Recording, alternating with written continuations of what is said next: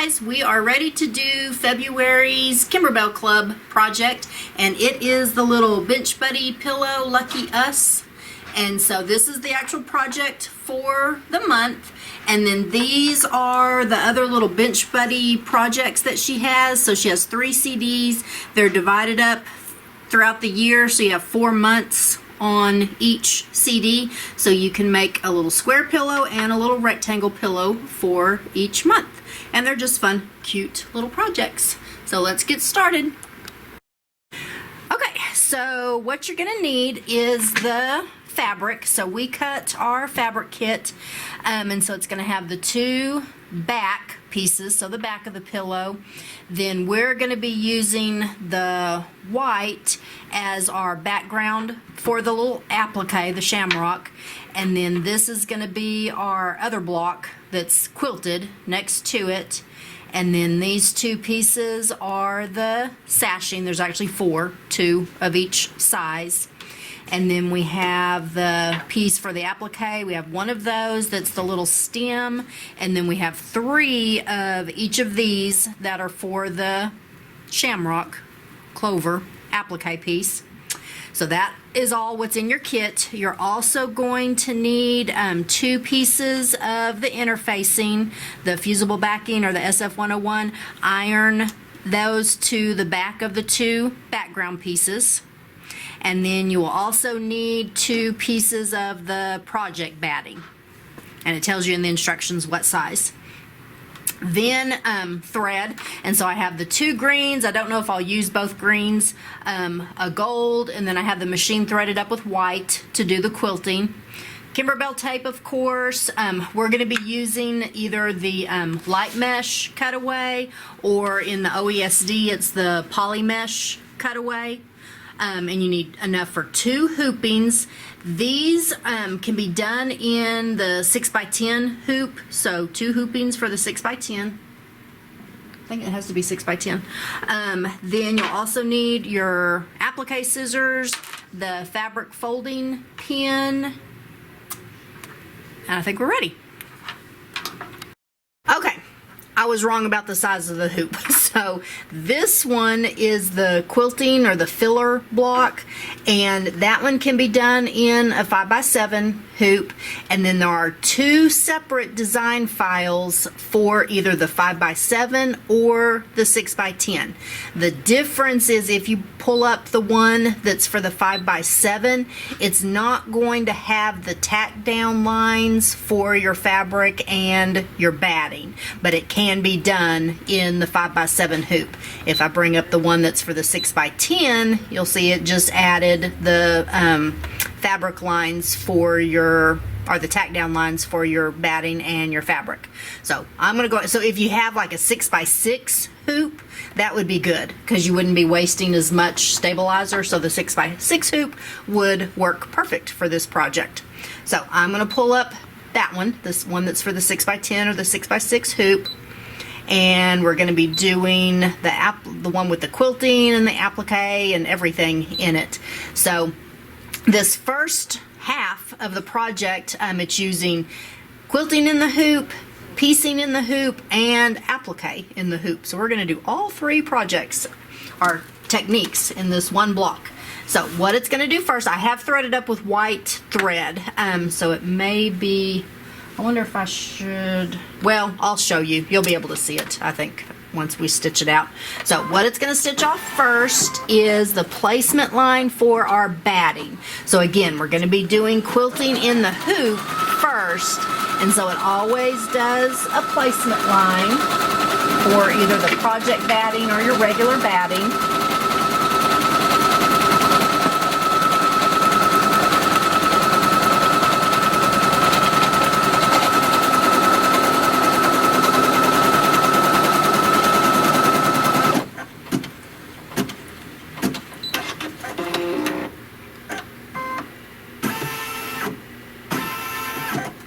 Okay, now what I'm going to lay this over here so you can kind of see it. See how it has the placement line for your batting? In Kimberbell's instructions, what they do, they tell you to cut a bigger piece of batting, and then you're going to lay that down. I'm going to turn it that way, and then it tacks it down, and then you trim it. Now sometimes if you've taken one of my classes, what I have you do is I go ahead and cut the batting exactly this size, and that way you don't have to trim it. And then you spray it with like 505 spray and you stick it down. So there are, you know, there's always more than one way to skin a cat. So I'm doing it the way the instructions are telling you to do it. And so I'm going to lay that down, and then we'll stitch the tack down, and then we'll trim it.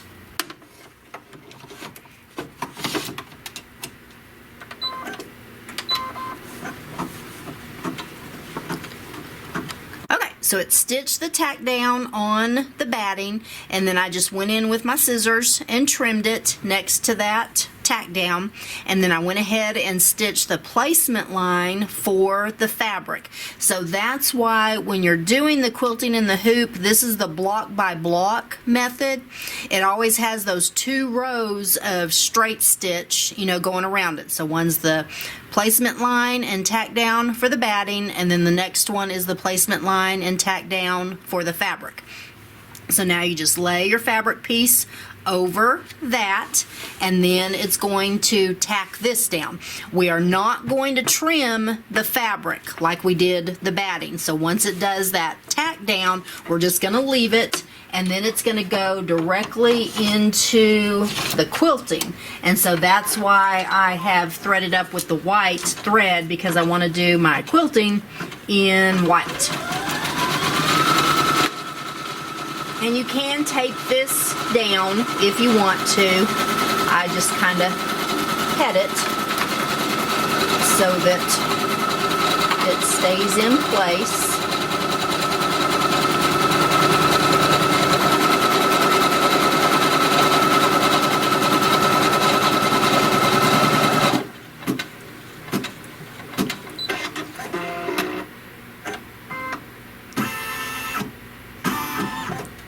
So now it's just going to go right into the quilting. It's going to take about, looks like 3 minutes to stitch off the quilting. So we will come back when it's done doing that. Okay, so we got the quilting done. Cute little shamrocks. So now it's going to start doing some of the applique. The first part is going to be just the little stem. I went ahead and threaded up with the green. It's going to stitch the placement line for the stem, and so we're going to use the single piece that's a little bit longer than these other pieces that's in the kit.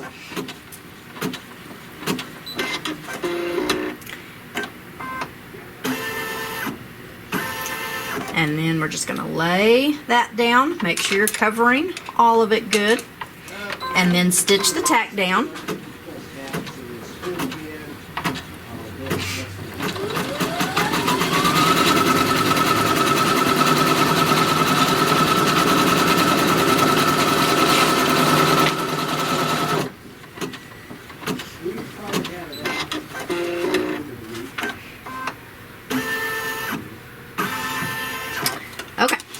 Then we're going to trim that down.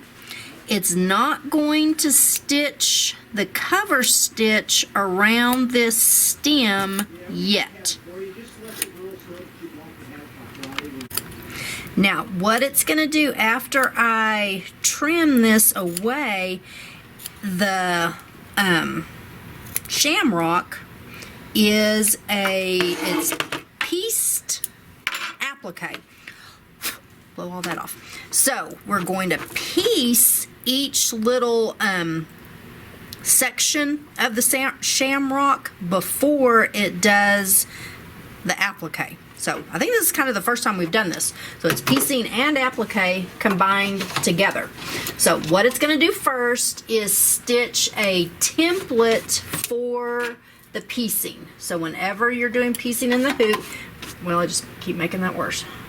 It stitches a little template.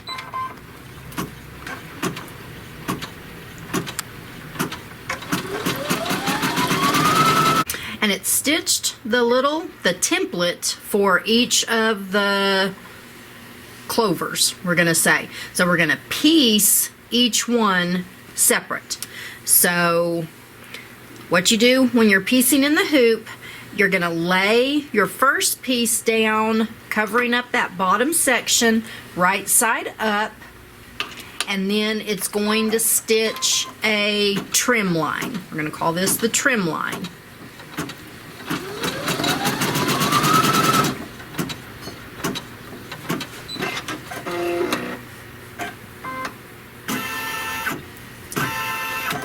I'm kind of sitting sideways, so I'm going to take it off. So what you're going to do now is trim the fabric that's above that trim line, or the piece that where the next piece is going to lay.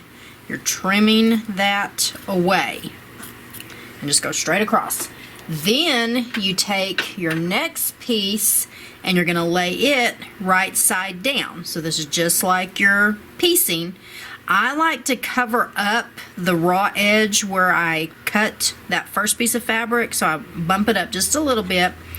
So we're putting them right sides to right sides, and then the next thing that it stitches is going to be the seam. So it's sewing those two pieces together.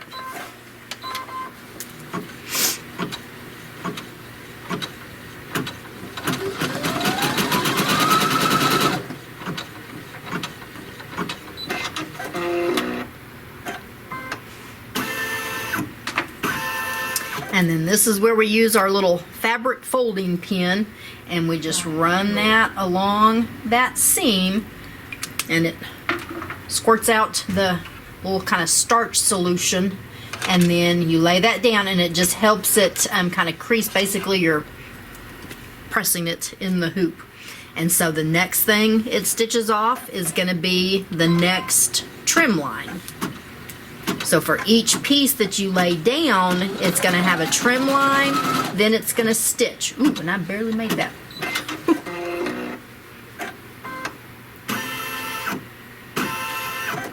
Okay, so this one we're going to trim up here. So again, you just kind of extend this piece where there's no stitching, and then you lay the next piece down right side on top of that. I'm going to turn it so y'all can kind of see. So right side down, and then it's going to stitch that seam line.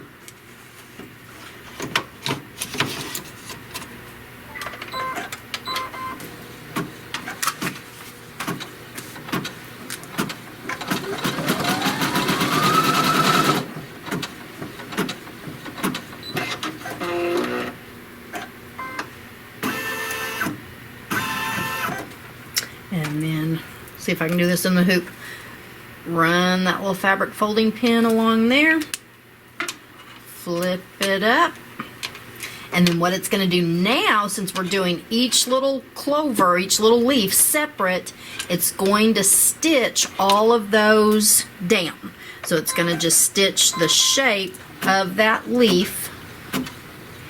And then we can trim all of those pieces.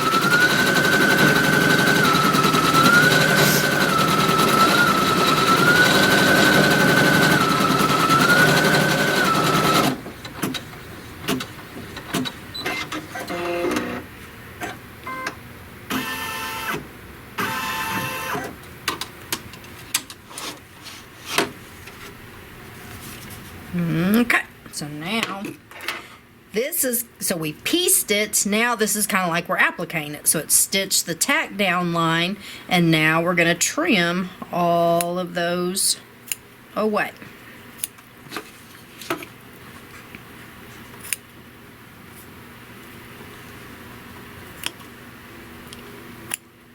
Kind of thick right there.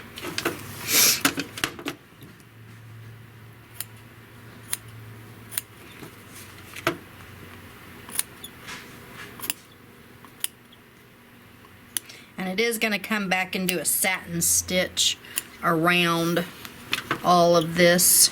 So I like it when it does a satin stitch because it kind of covers up all the edges. Blow that.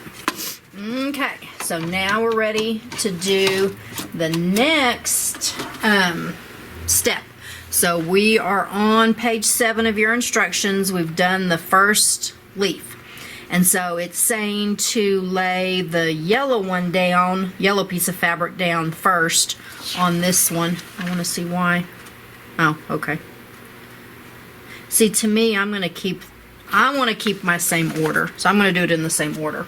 So I'm going to be different. I'm going to repeat that order. So I'm going to lay my little green fabric with the swirl down. So again, this is going to be right side up. It's going to stitch the trim line.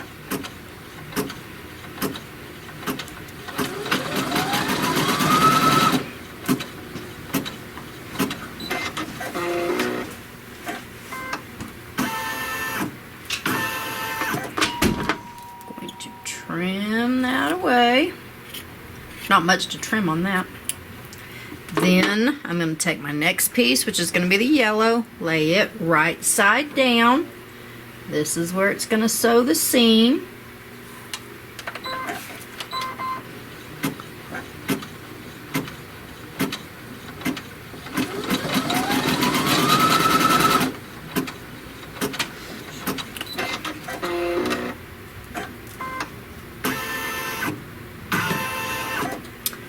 Press it with your little folding pin.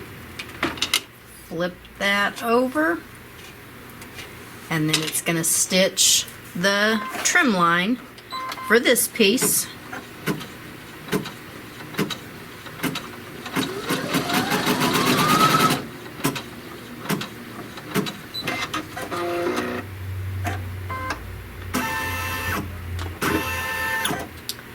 Going to trim that. Oh, got my thread too. Here we go.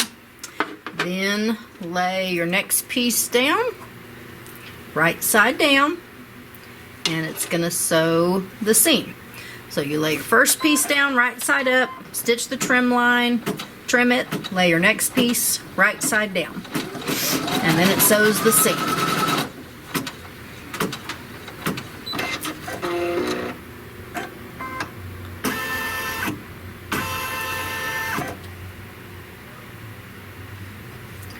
Flip that over, and then it's going to stitch the tack down for all of these in the shape of the leaf. It's actually like a little heart.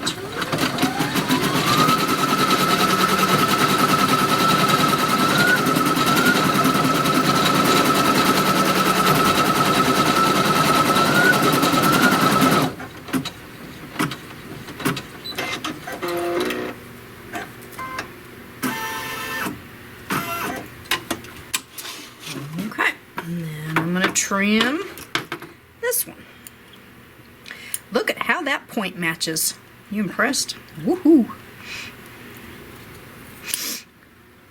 I'm impressed. Thank you. So what we'll do is I will just do this third leaf, or the third little heart, exact same way. I'm going to do the same order of my fabric. So I'll stitch I'll lay my first piece down right side up. I'm losing my hoop. Stitch the trim line, trim it, lay your next piece right side down. So I'm just going to continue on and do that third heart, and then we will come back. Okay, I am going to show you this on this third leaf. This is the first piece that we're laying down, is for this first section up here. So when it stitches that trim line, you're trimming this part down here away, this bottom section. So I'm turning my hoop over and I'm going to trim down here. So make sure you're trimming below that trim line on that first one, and then lay your fabric right side down. It'll sew the seam, and then we'll flip that down. So this third leaf, we're working upside down basically.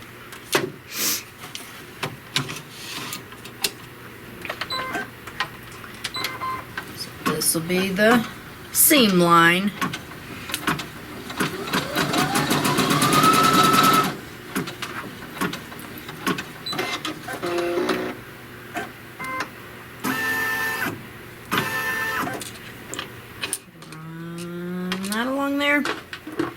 flip it over and then stitch the trim line.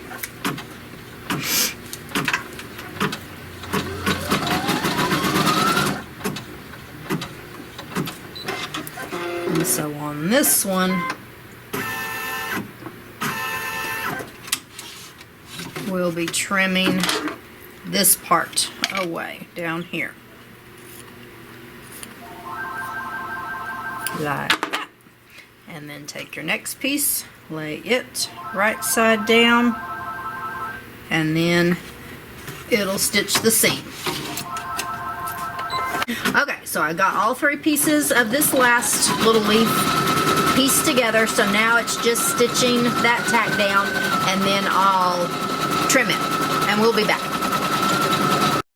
So I have all three leaves pieced, and so now the next thing it's going to do is just stitch the satin stitch all the way around everything. So we're just going to get that stitching, and we will come back when it's done.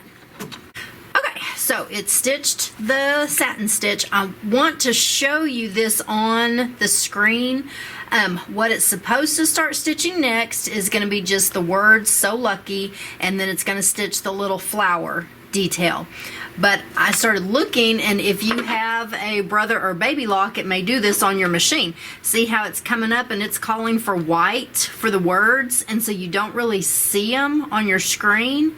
So this is where you can go into your settings on your machine and scroll over, and there's a place where you can change the background color. And so I just want to change the background color of the work area. So I'm going to push select and just change it to maybe like a, let's do like a pale green there. Say okay and okay. And so now I can see the words in white. So it's just because it was white on white, I couldn't see them. So that's where you might use that little option that's available to you every once in a while. So what we're going to do is just finish stitching out the design. So it's just going to stitch the So Lucky in the green, and then it's going to do the outside little flower in gold, and then I'm going to go ahead and do the inside of the flower in the white, and then we'll come back. It finished stitching the first section of the design. I need to clip my thread there. So that one's done. I've unhooped it. So now we're ready to stitch the second section. So and this one can be done in the 5x7 hoop. So I hooped up a piece of poly mesh or the lightweight cutaway in the 5x7 hoop. Now I do want you to notice my background is still that light green color. Anything that you do in the settings will stay that way until you change it back. So this design doesn't have any white, so I'm going to go back into the settings, scroll over to that page where I can change the background color and just select the white again, and now it's back to normal.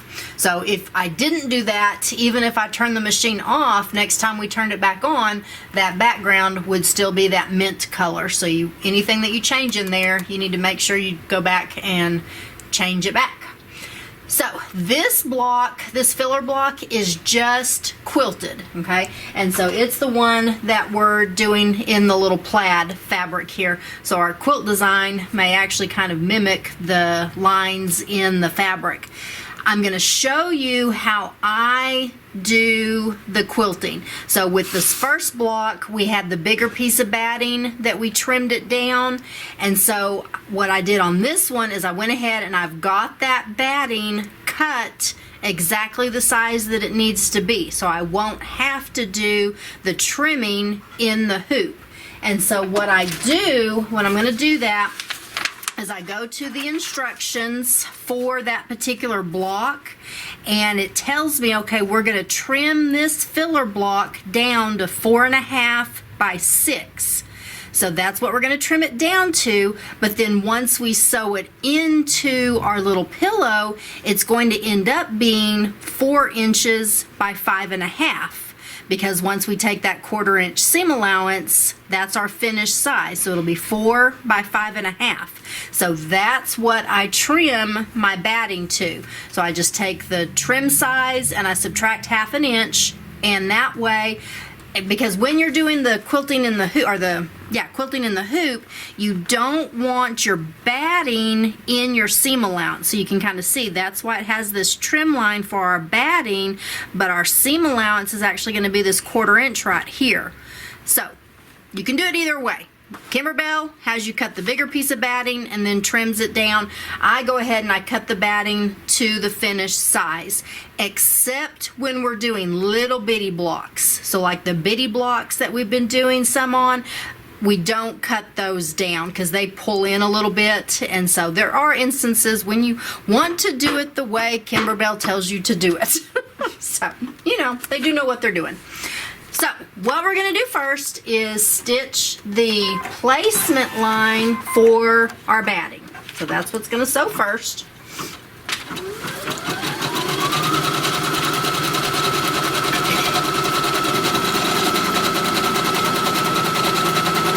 And I've just threaded back up with the white.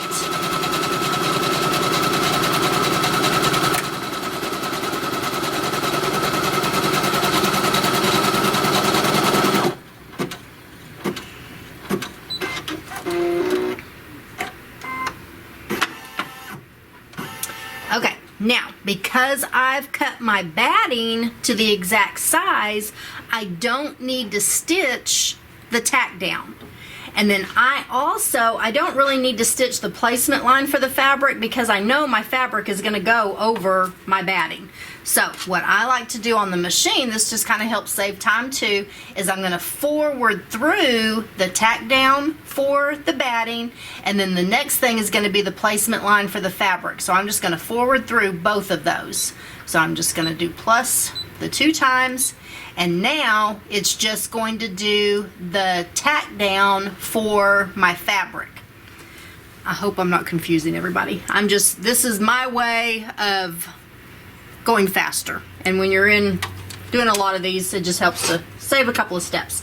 Now, what I am going to do, I'm not going to take that off. I'm going to take my fabric and my batting, and I'm going to spray those with 505 spray. Okay, I need to spray our fabric and our batting with the 505, so I was going to show you our little spray tints. So you can lay your pieces up in there and just spray, and then your 505 stays contained inside the little tint, and so you don't have spray all over the place. So now we're going to take it off so you can see. So there's the only thing I've stitched is the placement line for the batting. And then I'm going to lay the batting where I sprayed. That's going to go down, and see that will lay right inside of that placement line, and so I don't have to trim it down. And then I don't stitch the placement line for my fabric either because I know where it needs to go. So I just forward through that and then lay the fabric down on top of that, make sure it's centered, and then just put that back on the hoop on the machine, and then it's going to stitch the tack down, and then it's going to stitch the quilting. So we will just do that and then we'll come back. Okay, we are ready to put it together. So I went ahead and I trimmed our blocks down. So it said to trim this one down to a 6 by 6, and then this one down to a 4.5 by 6. So you're basically just kind of cutting right to the inside or outside of that placement line for your fabric, but measure it because it doesn't always land exactly on that placement line because it may draw up just a little bit. So we're on page 11 in your instructions. Well, no, we're not. We're on page 10 of your instructions. So we need to sew the 2 units together. So we'll just lay them right sides together and stitch a 1/4 inch seam allowance. Now we are not doing the little pom-poms. We kind of took a vote and voted against the pom-poms. Okay, so I've got my 2 units stitched together, and now we just need to sew the flange. And so what we're going to do is just take your 2 short border pieces or flange pieces, put them right sides together on either end, and stitch that 1/4 inch seam, open those up, and then sew the flange on the top and the bottom. So I will do that, and Bailey will answer the phone.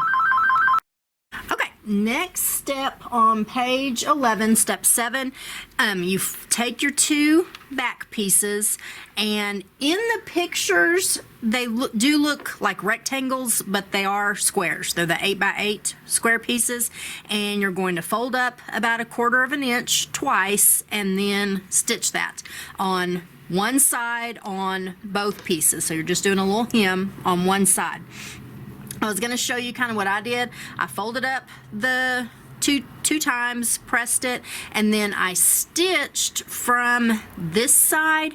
And sometimes when you're doing that, you're actually sewing from the wrong side. That means your bobbin thread is what's going to be actually showing, and sometimes your bobbin thread isn't as pretty as your top thread. So what you can do is I went ahead and I lengthened my stitch length up, so I took it to about a 3, a little over a 3 on the length. And then if you'll tighten your top tension, like normal is about a 4, if you just tighten up your top tension when you're stitching from the right side or the wrong side with a tighter top tension, it's going to pull that bobbin thread up just a little bit more, and it helps your bobbin thread be a little bit more defined, so it's as pretty as your top stitch is. But then when I'm done doing that, I'll roll the tension back to normal. So that's just a little trick there. So now that you have both of those hemmed, we're going to lay them right sides down on top of the whole pillow. They're going to overlap a little bit there in the center. So we're going to have an overlap there.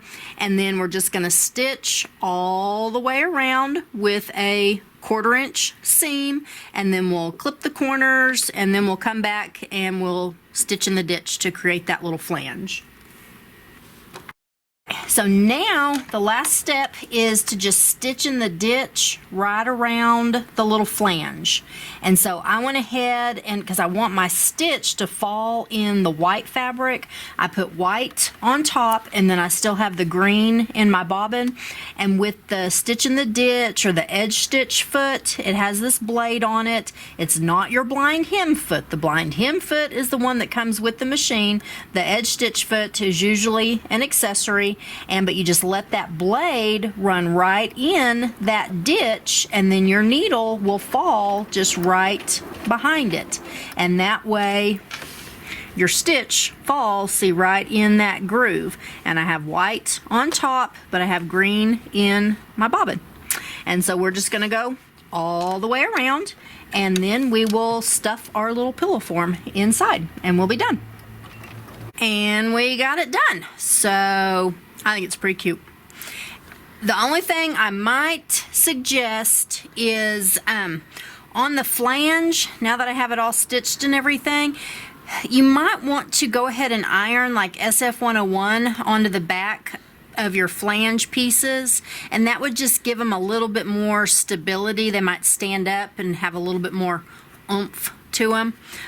But other than that, oh, and one thing, stuffing the pillow, that was fun. You have to cram it in there, but I think it turned out pretty cute.